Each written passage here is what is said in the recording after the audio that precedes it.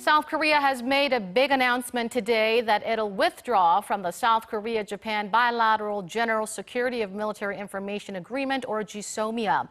The Blue House, while making the announcement, has cited changes to the bilateral security cooperation environment caused by Japan's economic restrictions against South Korea as the main reason behind its decision. Up until today, South Korean politicians and experts have showed mixed opinions on the intel sharing agreement.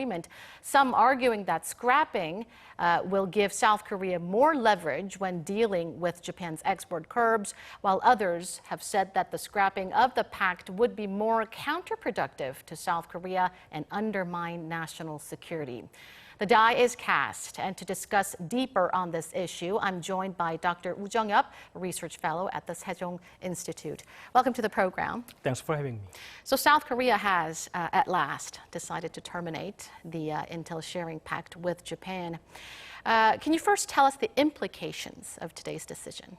So the GSOMIA is basically the platform to share the information and how another country should protect the information that they received from another countries. So now with the scrapping of the extension of the GSOMIA, that means that South Korea is not going to share information directly with the Japan anymore when the pact ends in November.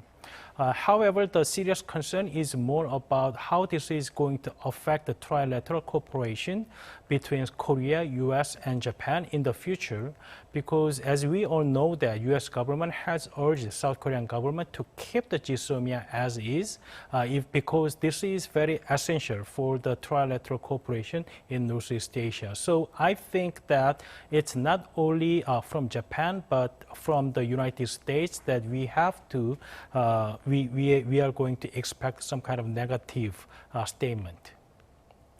Now, the Blue House, while making the announcement, has said that the GSOMIA no longer serves Korea's national interest and has cited the changes in bilateral security cooperation environment caused by Japan's economic restrictions on Korea as the main reason of deciding to terminate the pact. How do you interpret these remarks?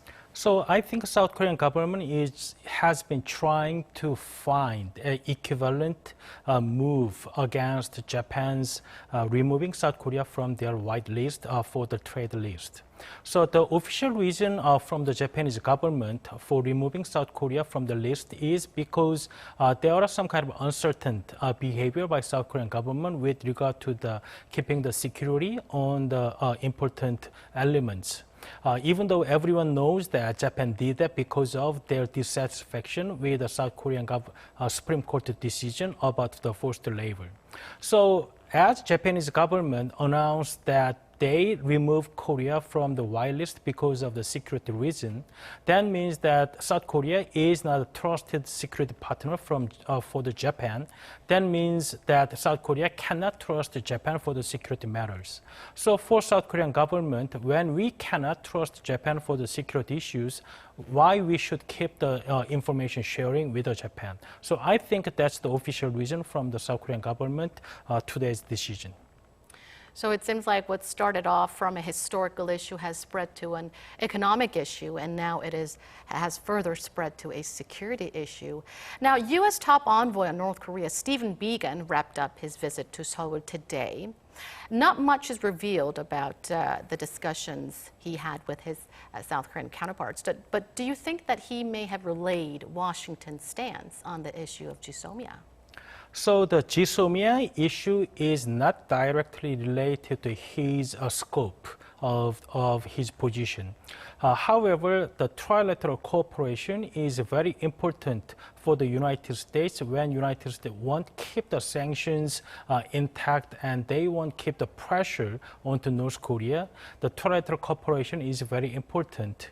And the very reason that why U.S. want Japan and Korea to have GSOMIA is because of the threats coming from North Korea. So I think that even though this is not exactly in his job description, but there's a high chance that Mr. Biegun delayed the message from the U.S. government to South Korea today that U.S. wants South Korea and Japan to keep the GSOMIA as is in the future. And you believe that the termination of GSOMIA would undermine, would weaken the trilateral security ties between South Korea, Japan, and the U.S.? Maybe it's not weaken the security ties. However, there's going to be a perception issue from the United States because we can still share the information with Japan via United States because Korea, US, and Japan has this trilateral information sharing agreement so that if Korea shares the important information with the United States, US can share it with Japan. However, there is no direct information sharing platform between Korea and Japan if we remove GSOMIA. So there's some kind of steps that we have to go through to share the information. If there is something urgent that happens, then there's no way that, no channel that we can directly share the information with Japan. And maybe from South Korean government point of view that with the improved relations with the North Korea, there's less urgency for South Korean government to share the information directly with Japan.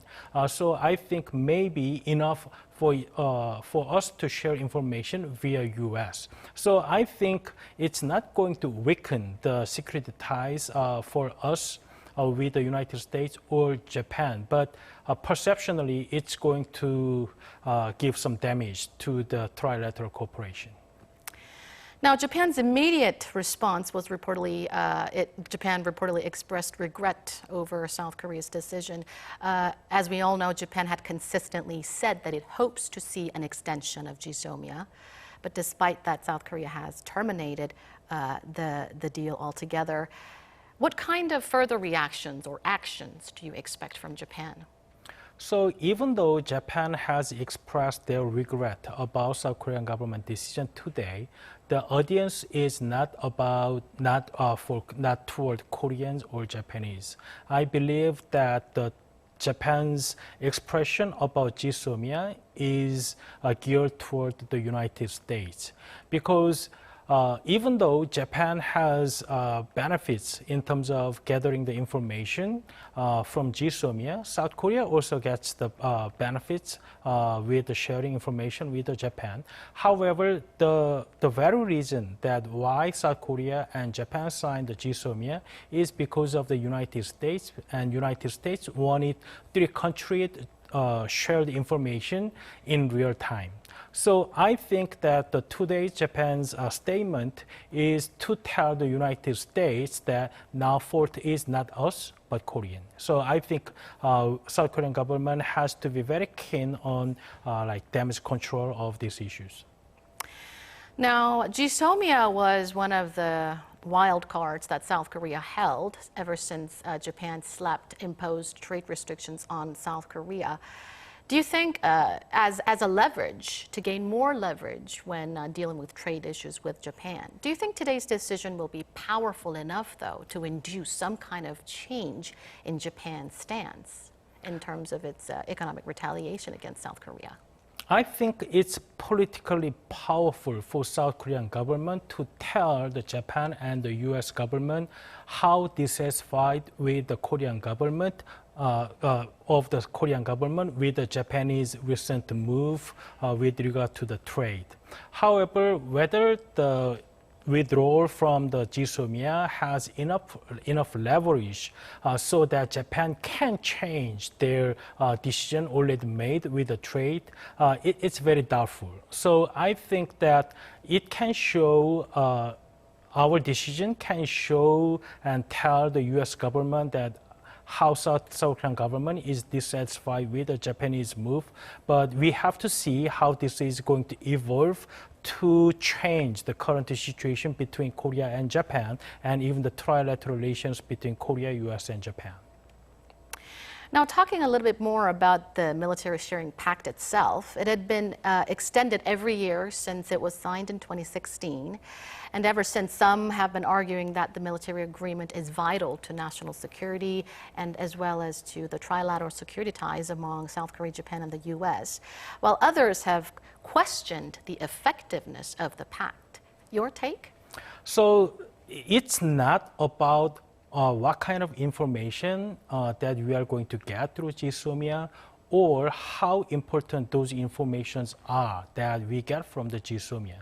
South Korean government has signed the GSOMIA with 33 countries and NATO, and including the Russia, which violated Korean border recently. But we have the GSOMIA because there's some information that we shared with Russia, and we want Russia to protect the information that we provide to Russia. That is why we had a GSOMIA. So now, without GSOMIA, that means that we are not going to share the information with Japan anymore. So whether this is effective or not, we have to see, because it is a useful tool when you discuss with the United States and Japan at the same table, because when we don't have that kind of situation, then we can always share the information through United States. But when we are on the same table with the US and Japan, we cannot bring up the information that we have because we cannot share the information with Japan.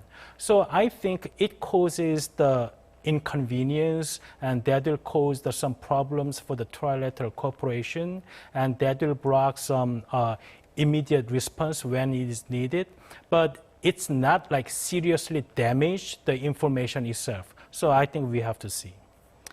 Although the military pact is now terminated, I think it's important to walk through how the deal had been implemented so far between the two countries. And when talking about national and regional security, North Korea threats are always at the center of it all. What was it that Korea and Japan wanted to gain the most out of this military pact? So when GSOMIA was first discussed, it was when North Korea started to test the nuclear weapons and test their missiles. So South Korea and Japan has their own advantages in specific areas of the information. South Korea has much more information when it comes to human sources informations with regard to North Korea. And Japan has more intelligence assets like Aegis, satellites, and all other assets. Japan has more advantage. So if South Korea and Japan can share the intelligence, it will help both countries to establish better intelligence against North Korea. So I think it's not just for one country, but it's a mutual beneficial for the two countries so far. So I think maybe in the future the two countries would discuss again how to reconstruct the GSOMIA kind of things again. So by the termination of this pact today, Korea and Japan's diplomatic relations have entered a new stage. The bilateral relations are at its lowest point we've seen in recent memory, and I guess it has plunged to a new low today. How do you think today's decision would affect future Korea-Japan relations? From the report today, that our government officials said that if Japanese government changes its attitude towards South Korea, we can reconsider today's decision, because the GSOMIA will expire on November 23rd, not today, because the regulation says that the one who wants to expire the agreement has to say 90 days in advance. So now, even though we stated that we are not going to extend the agreement anymore, but it's going to end in November 23rd this year. So I think that there there's no clear statement in the agreement about when one party says we are going to expire or not. Now we are going to extend it again. So there's no such clause in the agreement. But now we have to see if, like in 90 days before November 23rd, if two countries find some kind of solutions, then I believe there can be a way that we can reconstruct the GSOMIA again. All right, I'm afraid that is all the time we have for you today. Dr. Wu, thank you so much for your insights. Thank you. And that does it for this edition of News in Depth. From all of us here at Arirang, thank you for watching, and I hope to see you right back here, same time tomorrow.